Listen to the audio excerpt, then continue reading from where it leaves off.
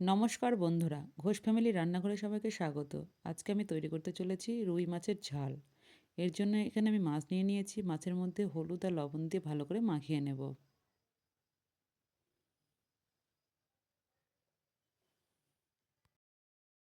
অন্যদিকে কড়াই গরম হয়ে গেছে, তাতে দিয়ে দেবো সর্ষের তেল। তেল গরম হয়ে গেছে, এবারে একে একে আমি মাছগুলোকে ছেড়ে দেব।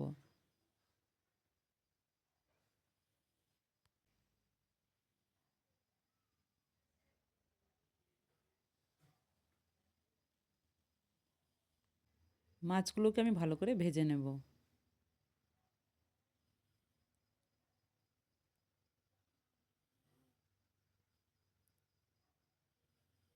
মাছগুলো ভাজা হয়ে গেছে, এবারে আমি একে একে তুলে নেব।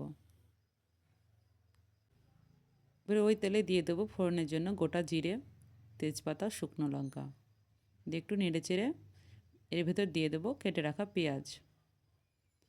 পেঁয়াজগুলো সামান্য একটু ভেজে নেব।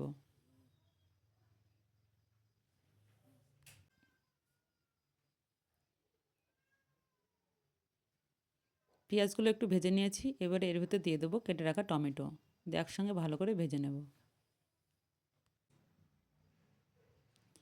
এবারে দিয়ে দেবো আমি পেস্ট করা মশলা। এর ভেতর রয়েছে গোটা জিরে, আদা, রসুন ও কাঁচা লঙ্কা।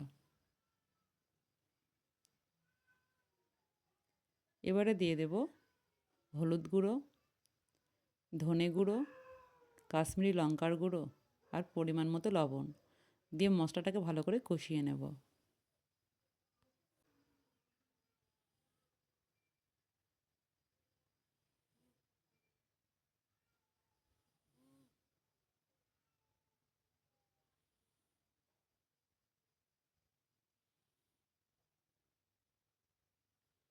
এবারে এর ভেতর দেবো সামান্য চিনি দিয়ে ভালো করে কষিয়ে নেব।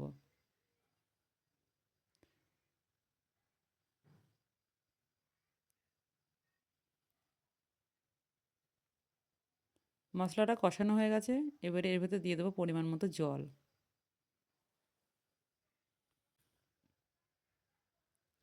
এবারে একটু ফুটে উঠলে আমি এর ভেতরে ভেজে রাখা মাছগুলো দিয়ে দেবো।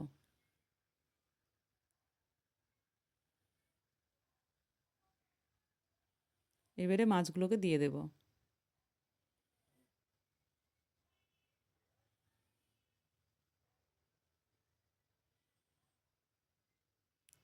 এবারে দিয়ে দেবো ধনেপাতা কুচি দিয়ে ভালো করে নেড়েচেড়ে কিছুক্ষণ ফুটিয়ে নেব।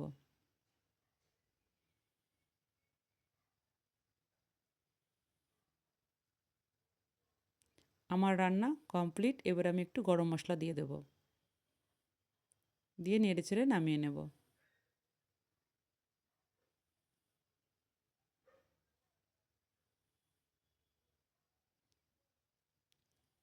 আমার রান্না কমপ্লিট। এভাবে আপনারা তৈরি করে খাবেন, দেখবেন খুব ভালো লাগবে।